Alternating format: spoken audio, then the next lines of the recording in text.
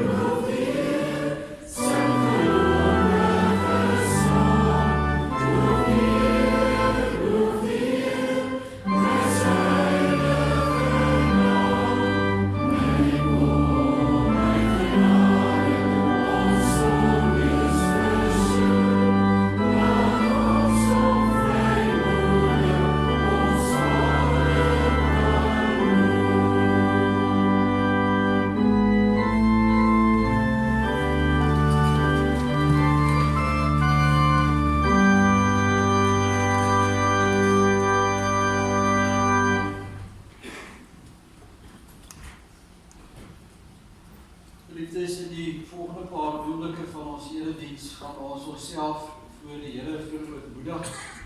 Dit is gewoonlik die plek in die liturgie waar ons die 10 gebooie of 'n opsomming daarvan lees.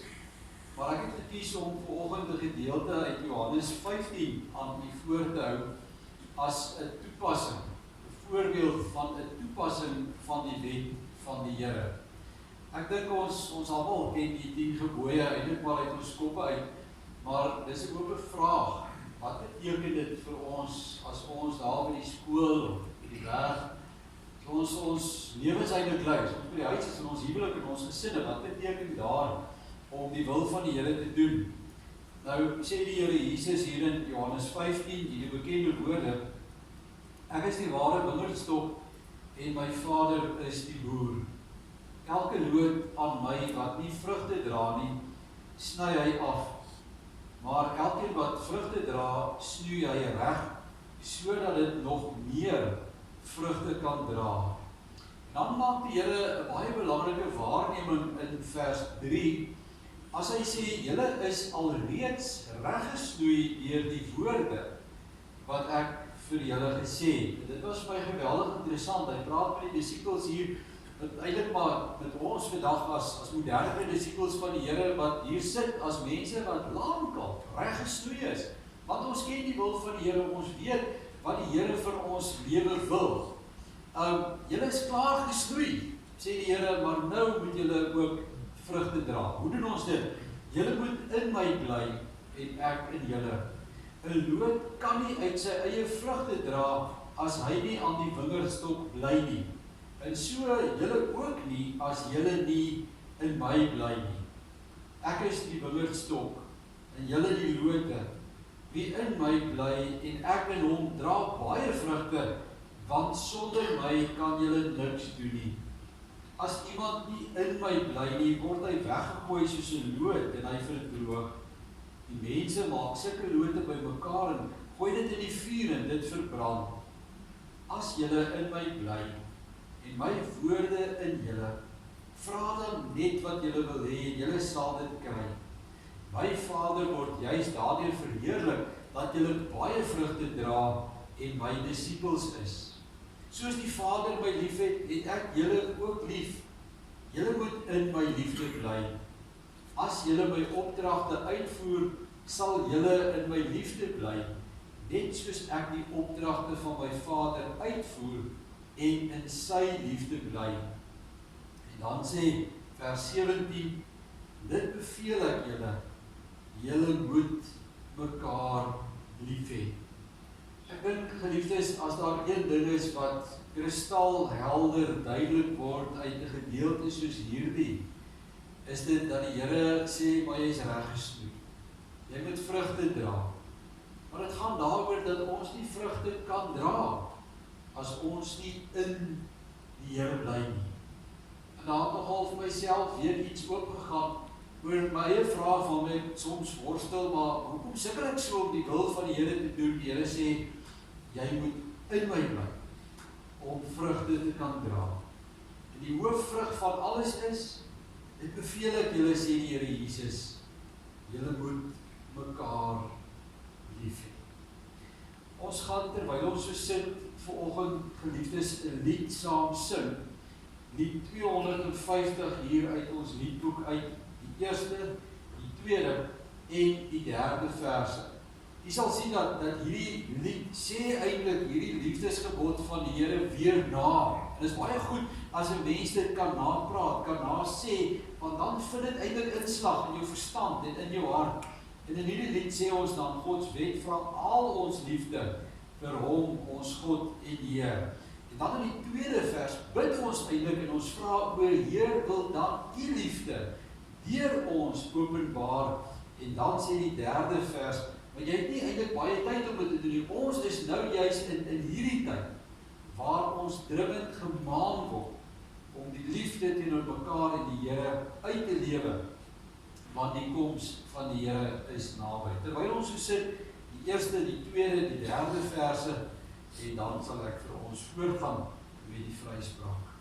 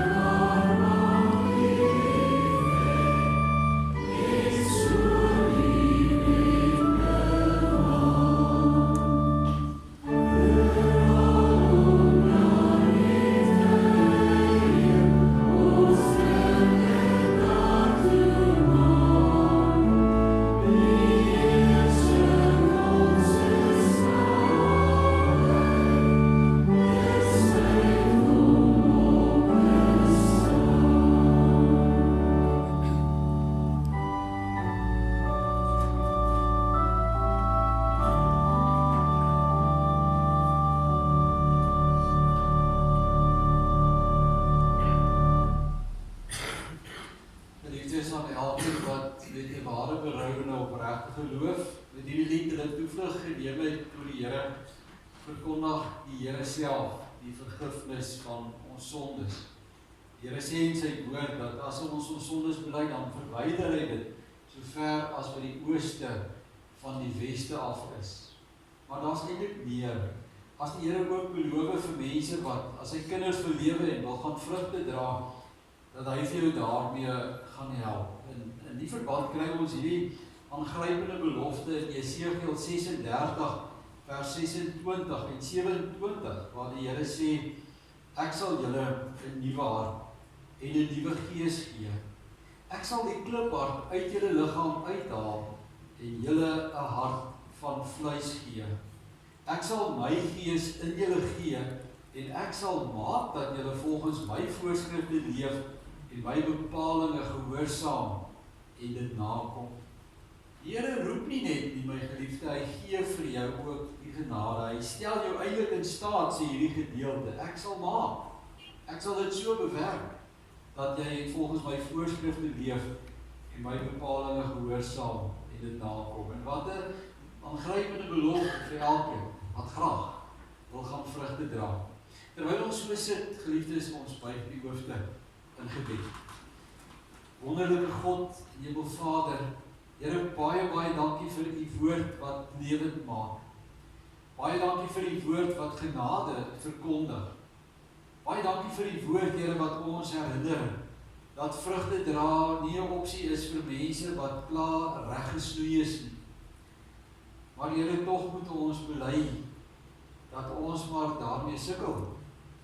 Tog moet ons bely, Here, vir u vanoggend en vir mekaar, dat die liefde nie vir ons altyd so maklik kom nie. Ons harte en ons verstande is baie keer so verduister dat ons net die verkeerde doen. Terwyl u sê, maar julle is klaar reggesnoei. Ek soek vrugte.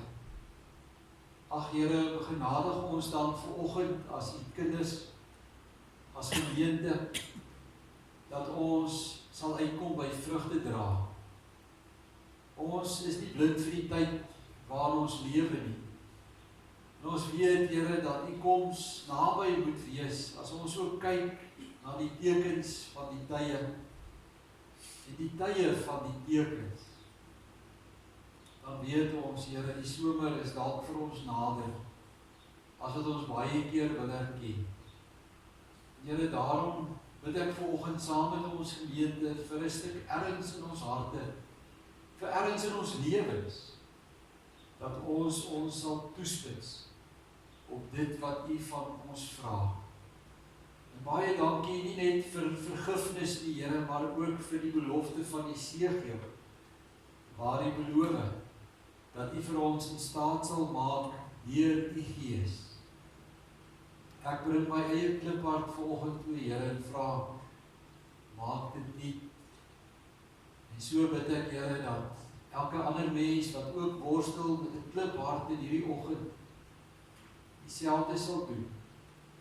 En dat ons die Gees sal toelaat, dat u lig deur ons kan skyn, hier waar u vir ons geplaas het.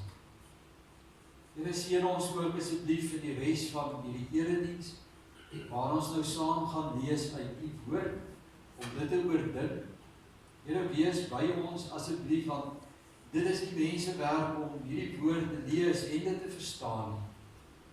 En daarom vra ons nou dat die Gees in ons midde sal wees, en dat u hierdie woord vanoggend aan elke hart sal oopbreek, sodat dit ook vir ons hoop kan bring en nuwe lewe. Dankie dat ons dit kan bid in die wonderlike naam van Christus Jesus, ons koning en ons verlosser. Amen. Geliefdes, ons gaan die woord van die Here vanoggend oopmaak by verskeie gedeeltes uit 3 van die evangelies.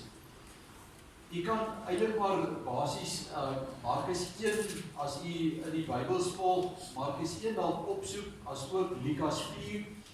Matteus 6 gaan ek regtig net een versie lees wat u in elk geval uit die kop uit ken, so u hoef nie noodwendig daar ook 'n plek te hou, mense tog net soveel vingers. So, dis goed genoeg, Markus 1 en Lukas 4. Lukas 4 is eintlik die sentrum van dit wat ons gaan stilstaan vanoggend. Markus 1 net 'n kort gedeelte, Matteus 6, een versie wat ek net gaan aan u voorhou. Markus 1, daar gaan ons net 2 verse lees, vers 14 en 15, waar Markus eintlik vir ons beskryf het hoe die Here Jesus sy aardse bediening in hierdie wêreld begin het. En dan Lukas 4, ons bietjie meer verse lees van vers 38 af. As jy die plekkie het wat vir my so lyk, kom ons begin dan met Markus 1, vers 14. Nadat Johannes in die tronk opgesluit is, het Jesus na Galilea toe gegaan en die evangelie van God verkondig. Hy het gesê, en hier volg nou sy eerste preek, die tyd het aangebreek en die koninkryk van God het naby gekom. Bekeer julle en glo die evangelie. Dis nie 'n kort preek, ek gaan dit sommer weer lees. Hy het gesê, die tyd het aangebreek en die koninkryk van God het naby gekom. Bekeer julle en glo die evangelie. Dan ook uit die vroeë gedeelte van Jesus se bediening gaan ons lees uit Lukas 4 vanaf vers 38. Lukas 4 vanaf vers 38. Toe Jesus die sinagoge verlaat, het hy na die huis van Simon toe gegaan. Die skoonmoeder van Simon het siek gelê met 'n ewige koors. En hulle het hom gevra om iets vir haar te doen. Hy het by die komponent van die bed gaan staan en die koors bestraf. Dit het haar verlaat. En sy het onmiddellik opgestaan en hulle bedien. Met son onder het almal hulle siekes, wat aan allerlei kwale gelei het, na hom toe gebring. Hy het hulle een vir een die hande opgelê en hulle gesond gemaak. Ook onrein geeste het uit baie uitgegaan terwyl hulle skreeu, U is die Seun van God. En Jesus het hulle skerp aangespreek en hulle nie toegelaat om sulke dinge te sê nie, omdat hulle geweet het dat hy die Christus is. Vers 42, die dagbreek het hy uitgegaan na 'n eensame plek toe vertrek. Die mense het hom begin soek. En toe hulle by hom uitkom, het hulle hom probeer beweeg om nie van hulle af weg te gaan nie. Maar hy het vir hulle gesê, ek moet ook aan die ander dorpe die evangelie van die koninkryk van God verkondig, want daarvoor is ek gestuur. En hy het voortgegaan om in die sinagoges van die Joodse land te preek. In hierdie gedeeltetjie, geliefdes, wil ek die woorde van die Here in vers 43 herhaal, maar hy het vir hulle gesê, ek moet ook aan die ander dorpe die evangelie van die koninkryk van God verkondig, want daarvoor is ek gestuur. En dan daai een baie bekende versie uit Matteus 6, Onse Vader gebed, waar die Here die disippels geleer bid het, laat die koninkryk kom, laat die wil ook op die aarde geskied, net soos in die hemel. Laat die koninkryk kom, laat die wil ook op die aarde geskied, net soos in die hemel. Oor die afgelope maand of meer het ons op daaglikse basis al meer daarvan bewus begin word. Ek praat nou van die groot aantal plakate van politieke kandidaate wat op die lampade van ons dorp verskyn het met die oog op die plaaslike regeringsverkiesing van die 1 November. As jy dit nou nog nie opgelet het nie, kyk gerus vanoggend as jy nou weer huis toe gaan en om te sien wat ek bedoel. Talle en talle plakate, elkeen met 'n vriendelike gesig van 'n kandidaat wat beloof om mooi na ons plaaslike regeringssake om te sien. Die plakate is natuurlik deel van die veldtogte wat gewoonlik 'n verkiesing voorafgaan. En daarom verneem ek ook uit verskillende oorde van bekende leiers wat in hierdie tyd gemeenskappe besoek en allerlei beloftes wat aan mense gemaak word. Vir die afgelope ongeveer 2 dekades het daar egter 'n groot ongemak by gewone mense ontstaan oor hierdie gebruik as gevolg van al die leë beloftes wat in aanloop van verkiesings gemaak word. Kandidaate wat in die tyd voor 'n verkiesing graag sê wat kiesers wil hoor, terwyl die realiteite wat na verkiesings volg net slegter en slegter word. En die lig hiervan, soos wat ek ook elke dag verby al hierdie verskillende plakate beweeg, het ek in die stilligheid begin wonder hoe dit sou wees as Jesus nog op aarde was. Ek het gewonder of hy dalk bereid sou wees om by die daaglikse swaarkry van gewone mense betrokke te raak, deur as 'n kandidaat in 'n dorp of wijk te staan, sodat hy ons weer kan help om orde in hierdie chaos van ons land te bring. Hoe wonderlik dit sou wees as daar 'n verkiesingsbord kon wees wat met respek gesê lees het, stem Jesus, vote Jesus. Want dit sou ten minste vir ons as Christene 'n groot bron van hoop gewees het, nie waar nie?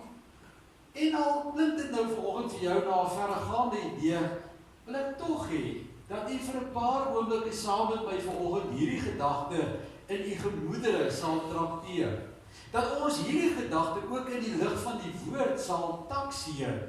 Want op so 'n gedagte het die woord van die Here eintlik 'n baie verrassende antwoord vir ons. En daarom het ons vanoggend uit 'n aantal van die evangelies gelees, want wanneer 'n mens nou oor Jesus en hoe hy is en wat hy doen nadink, is die evangelies natuurlik die Bybelgedeeltes wat direk oor hom praat.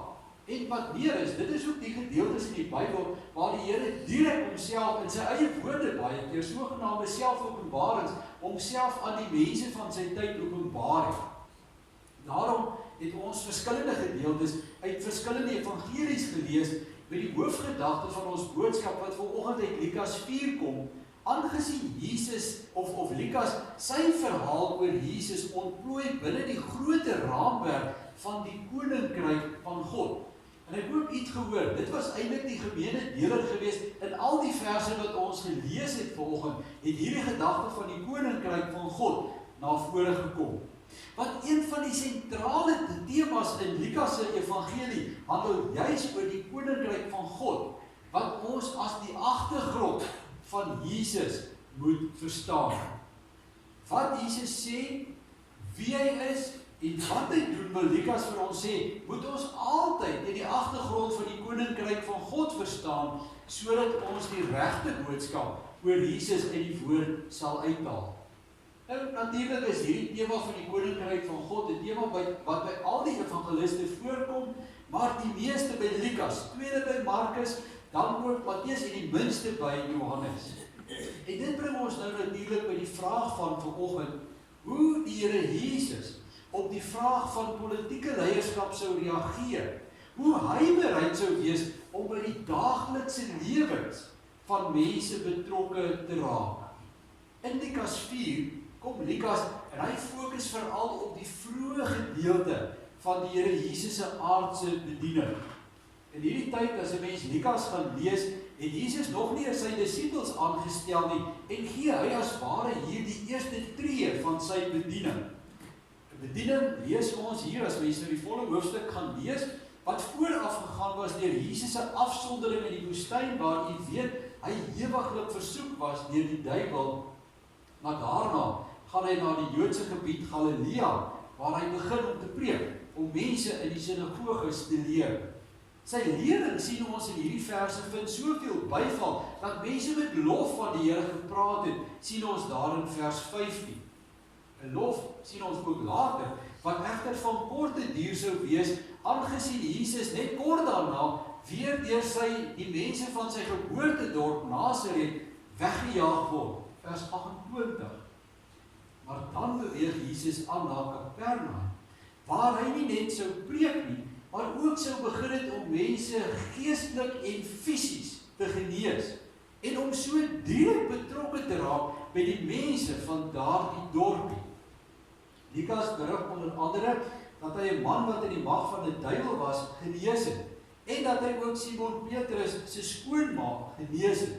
Weet nie hoe bly was Petrus daaroor gewees nie, maar ons lees, hy het Simon Petrus se skoonma genees, en ook allerlei ander mense in hierdie dorpie, wat aan allerlei kwale gely het.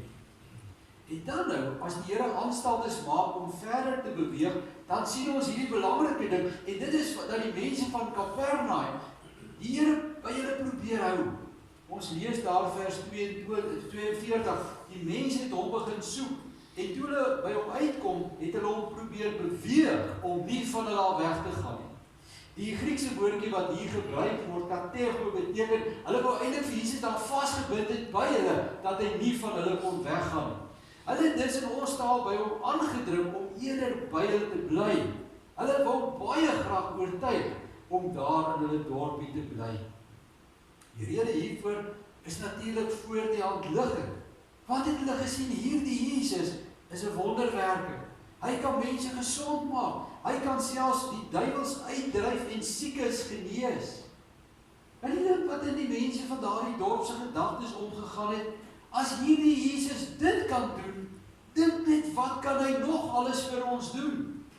En daarom wil hulle baie graag die Here Jesus by hulle hou. En dit het my nogal oortuig, dat as Kapernaum in daardie tyd 'n plaaslike verkiesing sou hou, Jesus in ons taal wel deeglik groot op al die dorpe van hulle bome sou gebruik het, en dat hy sonder teenstem daardie verkiesing sou wen. Ek het geen twyfel daaroor nie. Dis wat ek sien in die optrede van die mense van daardie dorpie. Maar dan, geliefdes, volg die verrassende van hierdie gedeelte, en dit is dat die Here nie toegee aan die versoek van die mense van Kapernaum. Want in vers 43 lees ons, maar hy het vir hulle gesê, ek moet ook aan die ander dorpe die evangelie van die koninkryk van God verkondig, want daarvoor is ek gestuur. Jammer mense, ek kan nie hier bly nie, ek moet verder gaan, want dis hoekom ek gekom het, om die evangelie van die koninkryk van God ook verder te verkondig. Jammer, ek kan nie julle burgemeester wees nie, want ek is hier vir 'n groter saak. Ek is hier om die koninkryk van God self te vestig. En nie net in julle dorp nie, maar oral waar ek gaan. Ek kan myself nogal voorstel dat die mense van daardie dorpie nogal teleurgesteld was. Dalk het party gesê, ag, hierdie man gee nie regtig vir ons om nie. Hy wil nie regtig by ons betrokke raak hier waar ons bly nie. Maar geliefdes, dis nie die waarheid nie. Jesus het vir hulle omgegee, maar hy het nie net vir hulle omgegee nie, en daarom het hy 'n groter plan gehad, 'n uitnemende weg vir die wêreld, naamlik om sy koninkryk oral te laat kom. Om die koninkryk van God in die ganse wêreld te kom vestig en op hierdie wyse mense se lewens positief te verander. En daarom moet ons vanoggend, geliefdes, onwillekeurig in die lig van hierdie gedeelte vra, maar wat het Jesus dan bedoel met die koninkryk van God? Wat bedoel Jesus as hy vir daardie mense sê, maar ek gaan nie in persoon by julle bly nie, maar ek gaan die koninkryk van God hier onder julle vestig? Wat sou dit vir ons beteken in ons daaglikse lewens? Ons wat dalk ook baie skepties en baie moedeloos geraak het in aanloop na die volgende verkiesing. Ons moet vanoggend probeer verstaan, geliefdes, dat hierdie gedagte van die koninkryk van God 'n baie ryk en 'n omvattende saak in die woord van die Here verteenwoordig. Dit moet mos nou 'n baie ryk begrip wees as die Here Jesus die hele doel van sy bediening daarmee opsom. As hy vir die mense sê, maar dis waarvoor ek gekom het. Ek het gekom om die koninkryk van God te verkondig. So ryk dat teoloë deur die hele kerkgeskiedenis redeneer het dat die hele boodskap van die Bybel eintlik aan die hand van hierdie begrip van die koninkryk van God opgesom kan word. 'n Bekende teoloog soos John Bright het byvoorbeeld gesê, maar as 'n mens die Bybel lees, is jy eintlik besig om die grondplan van die koninkryk van God te lees. En as jy nou vanoggend wil verstaan wat baie belangrik is en probeer verstaan, maar wat beteken hierdie koninkryk van God? Is dit eintlik 'n redelik eenvoudige saak? 'n Mens moet eintlik net die antwoord op 3 vrae gee. In die eerste plek, wat is die koninkryk van God? In die tweede plek, die kortste vraag met die kortste antwoord, waar is die koninkryk van God? En uiteindelik maar, hoe word ons deel van die koninkryk van God? As 'n mens nou gaan vra, maar wat is die koninkryk van God? Waaroor die Here Jesus dit hier gehad het? Dan kan 'n mens sê, lig van die woord, die koninkryk van God is 'n alternatiewe vorm van bestaan hier op aarde, wat eendag in die hemel volmaak sal wees. gaan dit weer sê, die koninkryk van God is 'n anderste, kom ek gebruik daardie woord, is 'n anderste manier van bestaan reeds hier op aarde, wat eendag in die hemel volmaak sal wees. Dit wil ons eintlik net herinner, geliefdes, en Jesus wil ons eintlik net herinner, dat dinge in hierdie wêreld anderster kan wees, as wat dit op die oomblik is. In Suid-Afrikaanse terme sou dit beteken, dat daar in plaas van iets soos korrupsie, eerlikheid kan wees. Dat daar in plaas van iets soos geweld, vrede kan wees. Dat daar in plaas van iets soos werkloosheid, werk vir almal kan wees. En jy kan maar self vanoggend die lysie aanvul, maar die punt is dit, God wil vanoggend sê, deur Jesus Christus, daar is 'n ander moontlikheid. Naamlik die koninkryk van God as die plek wat tot stand kom, wanneer God se wil, sy manier van doen, vir hierdie wêreld nagevolg word. Het jy gehoor? Die koninkryk van God is daar waar die wil van God gedoen word.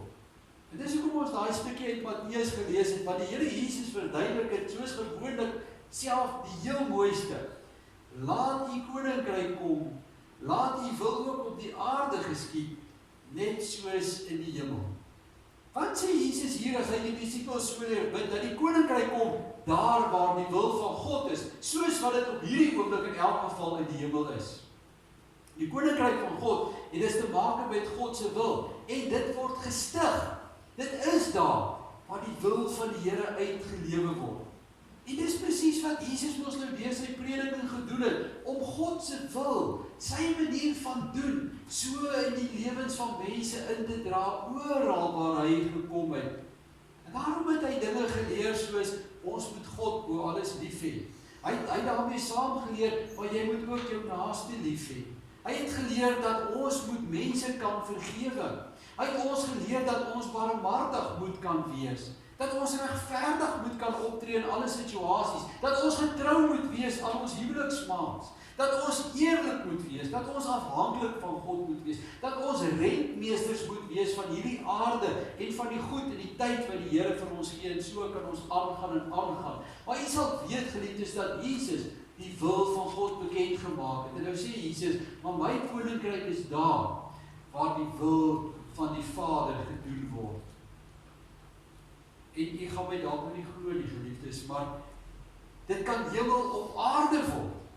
Dit kan hemel op hierdie aarde word. As die wêreld die wil van God sal navolg.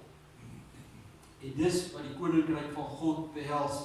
En dit is waarvoor Jesus sê, God om na hierdie wêreld toe gestuur was, om hierdie koninkryk te kom verkondig. Om vir mense wat moedeloos geraak het en negatief geraak het, van 'n alternatiewe moontlikheid bewus te maak, deur God se wil bekend te maak, en sommer vir hulle op die koop te wys hoe almagtig God is, by mense genees het. En hy doen dit, sodat mense hoop kan kry. Dat mense vanuit pessimisme weer kan kom na positiwiteit. Al was hulle lewens ook deurdrenkend daardie tyd van siektes en politieke druk en 'n klomp ander moeilikheid. Die Here wou gewoon hê, hulle moes hierdie beginsel snap, dat die verskil nie sou kom om Jesus in jou gemeenskap te hê nie, maar as gemeenskap kan begin om die wil van God uit te voer. En daarom bly hy nie in Kapernaum nie. En daarom sou hy ook nie hier in Lichtenburg kon bly of in 'n plek soos Rodepoort nie, want 'n goeie lewe is moontlik oral waar sy kinders sy wil begin doen. Dit maak die volgende vraagie eintlik baie kort en baie kragtig. Waar is dan die koninkryk van God? Die antwoord is gewoon oral. Oral waar die wil van God op aarde geskied. Dit maak dus nie saak waar ons lewe vanoggend nie, geliefdes. Dit maak nie saak of jy nou 'n groot of 'n klein huis het vanoggend, of jy hier in Suid-Afrika bly met al sy moeilikheid, of in China nie. Die koninkryk is waar die wil van God onder mense gedoen word. Weet jy wat is ook so wonderlik daarby? Die koninkryk van God is ook nie net beperk tot 'n lokaliteit, tot 'n plek nie. Dis ook daar binne samelewingsverbande. Dis bedoel vir huweliksverhoudings. Dis bedoel vir gesinsverhoudings. Dis bedoel waar mense in verhouding met mekaar leef, daar by die werk, daar by die skool, waar ook al. Want die koninkryk kan ook kom in jou persoonlike lewe. as jy die wil van die Here daar doen. Ook in al hierdie verbande, waaroor baie van ons dalk vanoggend 'n bietjie moedeloos is, kan dit hemel op aarde word. As ons net verstaan dat ons die wil van die Here moet doen. Ek wil eintlik sê, so eenvoudig soos dit. Maar die laaste vraag van vanoggend, dalk die belangrikste vraag maak, en dit is, hoe word ons dan deel van die koninkryk van God? Hoe realiseer ons dit? Hoe maak ons dit 'n werklikheid? Mag ek maar vir Jesus volgens self aan die woord stel, en vir julle weer die inhoud lees van die eerste preek wat hy gepreek het, en wat vir ons opgeteken is onder andere in Markus 1 vers 15. Jesus het gesê, die tyd het aangebreek, en die koninkryk van God het naby gekom. Bekeer julle en glo die evangelie. Jy kan maar alles vergeet wat ek vanoggend gepreek het, maar onthou asseblief hierdie preek van Jesus. Die tyd het aangebreek en die koninkryk van God het naby gekom. Bekeer julle en glo die evangelie. Die twee werkwoorde, die twee opdragte, operatiewe terme wat hier gebruik word is bekeer en glo. Nou vir ons kinders, die woordjie bekeer kom van die Griekse woordjie metanoia wat beteken, julle sal van gedagte moet verander. Julle sal anderster moet dink en dan sal julle moet aanvaar dit wat ek vir julle kom leer het. Dis vra die Here, of dis sê die Here vir ons moet toelaat dat dit wat hy aan ons verkondig, ons nie sal dink en dat ons dit sal aanvaar sodat ons daar volgens kan lewe. As ons dit nou plaas binne die konteks van die koninkryk van God, dan wil die Here vanoggend so graag hê dat hierdie hele gedagte van die koninkryk van God vir jou en vir my nie sal dink as ons van hier af huis toe gaan. Dat ons sal aanvaar dat dit vir ons 'n beter bedeling gaan bring sodat ons kan meewerk aan die koninkryk van die Here. Want helaas, my geliefdes, en ongelukkig is dit so, die Here Jesus staan nie in ons plaaslike verkiesing nie. Hy is nog minder 'n belastingbetaler in ons dorp. Hy staan ook nie in jou skoene elke dag in jou beroep. Hy is nie met jou man of vrou getroud nie. Want ek en jy is mos klaar hier. Ons leiers is klaar hier. En ons en hulle moet op al die plekke waar dit nodig is, die koninkryk laat kom. Deur God se wil op daardie plekke te laat geskied. Om te bid, laat die koninkryk kom, is dalk eintlik vanoggend dan so 'n stukkie van 'n waagstuk. Want dit het 'n refleksie op my, op jou en ons leiers. Want dit beteken ons sal moet verander. Ons sal moet glo wat Jesus gesê het en daar volgens begin lewe. Maar as 'n mens nou mooi daaroor nadink, dan moet jy ook erken, dis die enigste kans wat ons het vir genesing vir ons dorp en vir ons land. Om te kies vir die koninkryk van God en om toe te laat dat daardie koninkryk kom in jou kring, omdat jy volgens koninkryksreëls lewe. En ek hoop as jy nou huis toe ry of môre werk toe, jy sien al die borde, dat jy ook vandag se preek sal onthou, dat jy ook iets van die koninkryk van God sal onthou, dat jy ook sal begin dink en droom oor dit wat die Here binne ons bereik gebring het, toe hy in hierdie wêreld sy koninkryk kom vestig het. Maar bo alles, mag ons instem om die koninkryk van God te kom vestig in ons eie lewe en op hierdie gebroke plek waar ons bly. Kom ons buig die hoofde, geliefdes, dan bid ons saam. Ons het troue God en Hemel Vader, baie dankie dat U Seun Jesus na ons stikkende wêreld toe gestuur het. Dankie Jesus dat U kom doen het wat U Vader van U gevra het. Dat U nie vasgeval het in een dorpie se probleme nie, maar dat U die koninkryk van God bekend gestel het oral waar U gegaan het.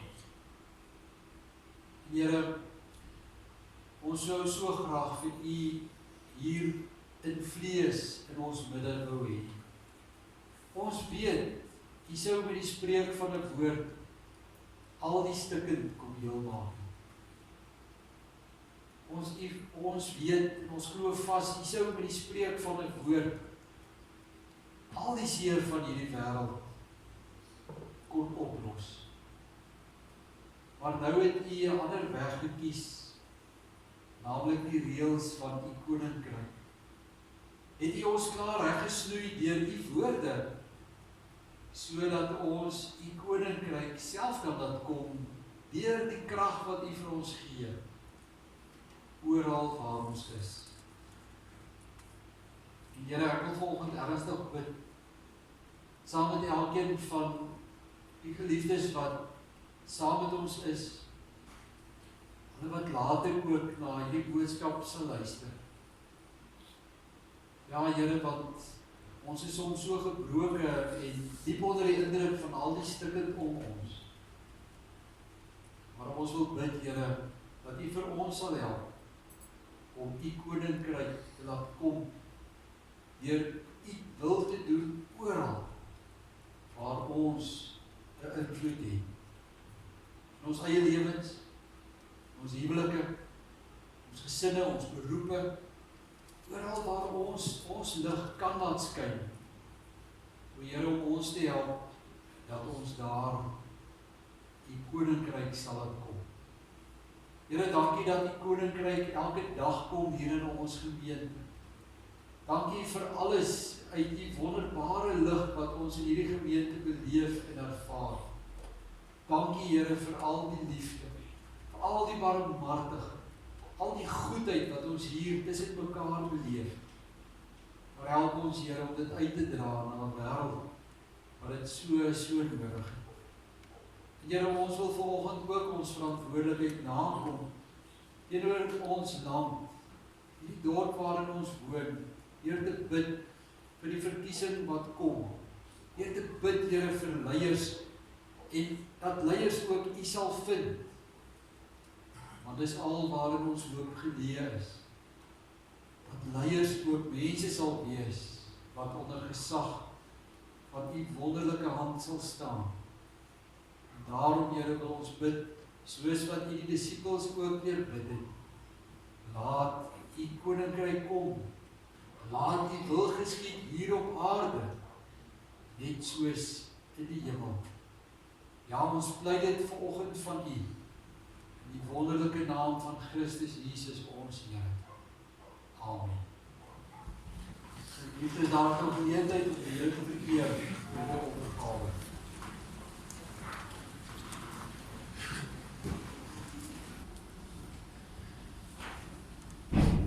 Ons antwoord op die prediking vanoggend is die Onse Vader gebed. Ons is so gelukkig om 'n bereiding daarvan in ons liedboek te hê. Kom ons bid dan saam met mekaar vanoggend as antwoord op die prediking, hierdie gebed wat Jesus self vir ons deurbid het. En dan sien julle daar in die derde lyntjie dat ons ook vra, laat u ryk kom, laat u wil geskied. Kom ons staan en dan sluit ons daarmee af.